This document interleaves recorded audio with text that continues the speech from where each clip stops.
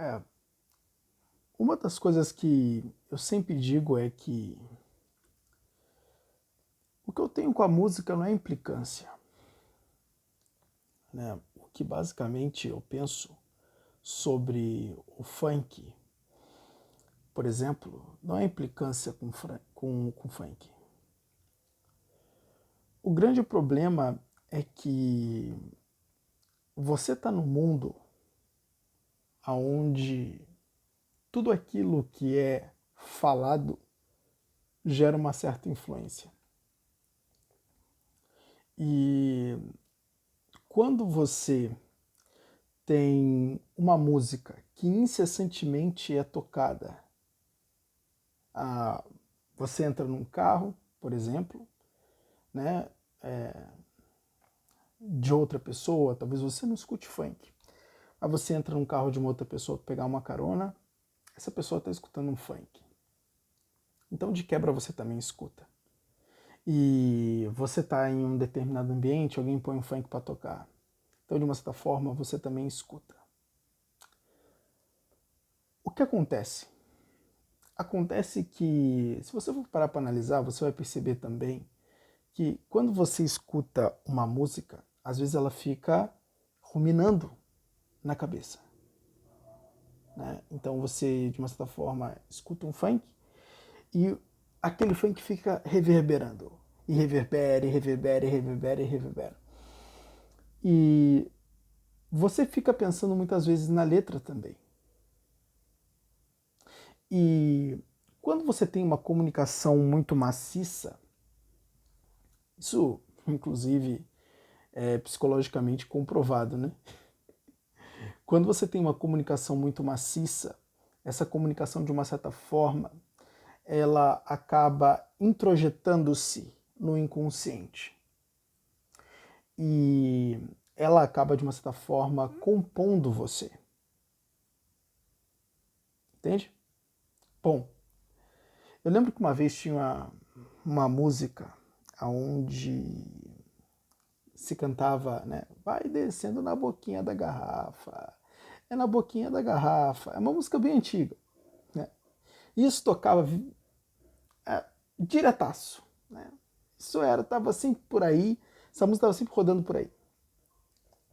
Não sei se você percebeu, mas muitas pessoas realmente começaram a descer na boquinha da garrafa. Não, não tinha aqueles concursos lá da sua tia contra a sua avó? E elas ficavam descendo na boquinha da garrafa, era um show de terror, não é verdade? Não tinha também a, os passinhos, né? O funk introduziu muito a questão dos passinhos. Né? Então, eles vai no passinho do não sei o que, vai no passinho do fulano, vai no passinho do ciclano. E as pessoas, de uma certa forma, começavam a executar os passinhos. Né? Por quê? Exatamente porque a comunicação emitia esta ordem. Então, se uma música, ela de uma certa forma, trabalha num sentido de emitir uma ordem para executar uma ação, por que não você não executaria uma traição, por exemplo? Essas músicas, até mesmo no funk, você nota muito as questões de traição, né? Falas de traição. Então imagina você escutando, né, essas ideias, né, essas mensagens de traição, né, de objetificação da mulher. Por que isso não levaria à ação? Como a música da dancinha na boquinha da garrafa, como a música dos passinhos, né, como a dança do creu. Todo mundo fazia a dança do creu, não é verdade? Ah, velocidade não sei o que da dança do creu. Aí vai, velocidade. Velocidade tanto, velocidade tanto. Todo mundo fazia essa dança. Né? Imbuídas por uma comunicação maciça de uma música que emitiu uma ordem. O mesmo acontece nas músicas de funk, quando você fala, por exemplo, as questões das mulheres, que de uma certa as objetifica, né? Vai sentando, vai quicando, e você vê de fato, né? As mulheres fazendo aquelas quicadas, Né? Você vê lá os quadradinhos de 8, não é verdade? É uma loucura. Mas as músicas, elas emitem ordens. De uma certa forma, elas acabam fazendo uma coisa chamada redição do inconsciente.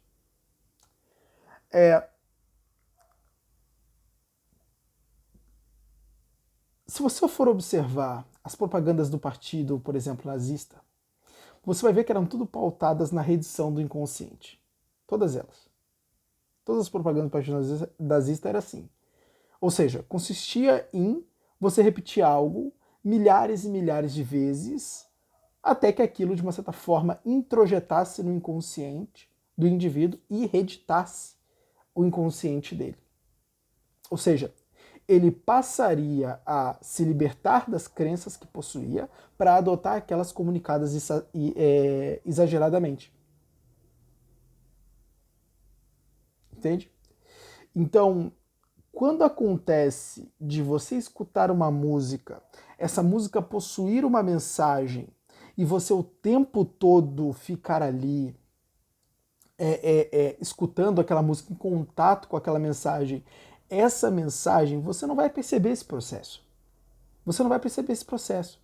Você só vai começar a, de uma certa forma, sentir que certos padrões você está executando. Se é que você está autoconsciente.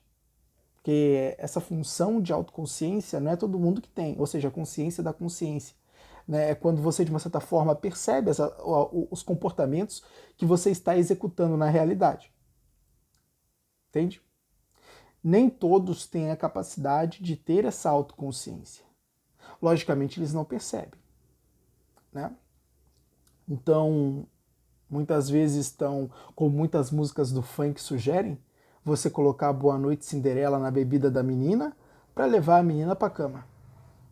Isso é letra corriqueira de música de funk que toca em baile funk, né, nos fluxos. Os fluxos são os baile funks que ocorrem na favela. Então, direto está tocando nos fluxos. Né? Então você tem lá essas músicas e imagina a comunicação dessas músicas o tempo todo na cabeça das meninas. E entenda uma coisa, a maior parte das pessoas não está vendo os efeitos colaterais. Não está vendo que basicamente a menina, ela vai lá, né? Ela está sujeita a um malandro que de uma certa forma vai envenenar num sentido, né, esse envenenar, eu nem vou usar essa palavra para não complicar, mas eu vou usar, ele vai de uma certa forma tunar a bebida dela, né? Vai colocar ali algum aditivo, que no caso é um Boa Noitezinho Cinderela, aonde aquela menina ali, ela de uma certa forma não vai estar consciente das coisas que irá fazer logo a seguir. E logicamente ele vai ousar disso, né? Para de uma certa forma fazer coisas que não deveria. Entende? E logicamente daí muitas vezes as meninas vão ficar grávidas. Elas não têm maturidade para criar filhos e serem mães muitas vezes. Esses indivíduos, eles acabam muitas vezes sendo mal criados, ou muitas vezes eles são criados pelos responsáveis, né? E de uma certa forma, quando um filho de uma pessoa é criado pelos responsáveis, essa pessoa, ela naturalmente não adquire maturidade. A verdade é que o filho vai continuar sendo criado pelos responsáveis. E ela basicamente vai continuar cometendo os mesmos erros. Não haverá uma mudança na mãe por ter um filho. Às vezes acontece, tem as exceções, mas geralmente não acontece. Então, o que isso acaba levando? Isso acaba levando, de uma certa forma, uma desestruturação familiar muitas vezes. Entende? Aonde a pessoa ela acaba continuando, né, essa degeneração e ela acaba, de uma certa forma, causando mais problemas a estruturas familiares. Entende? O problema é que isso, de uma certa forma, não agrega estrutura. E se uma família ela não desenvolve estrutura, provavelmente ela vai ter dificuldades em criar seres humanos que vão, de uma certa forma, cooperar para a sociedade, né? Porque a gente sabe que quando uma família ela é desestruturada, ela prejudica muito o indivíduo que está sendo criado naquele meio. Entende? Não estou dizendo que todas as famílias são desestruturadas, não é isso. Estou falando que quando a família é desestruturada, acontece que ela não cria um indivíduo, muitas vezes, também tem as exceções, né? Ela tende a não criar um indivíduo estruturado, entende? Que vai, de uma certa forma, depois desenvolver uma nova família estruturada. E acaba que nesse meio você não consegue resgatar os padrões virtuosos que de uma certa forma cooperaria para a estruturação das famílias. Então você tem um aspecto, né, da própria música influenciando e gerando uma cultura deficitária, né, na própria comunidade. Então olha que louco. Ao passo que você tem o funk rolando, você também tem uma mensagem circulante que está, de uma certa forma, reeditando o inconsciente coletivo e criando novos padrões de comportamentos e crenças que não cooperam para a estruturação da família, como, por exemplo, fazia o cristianismo.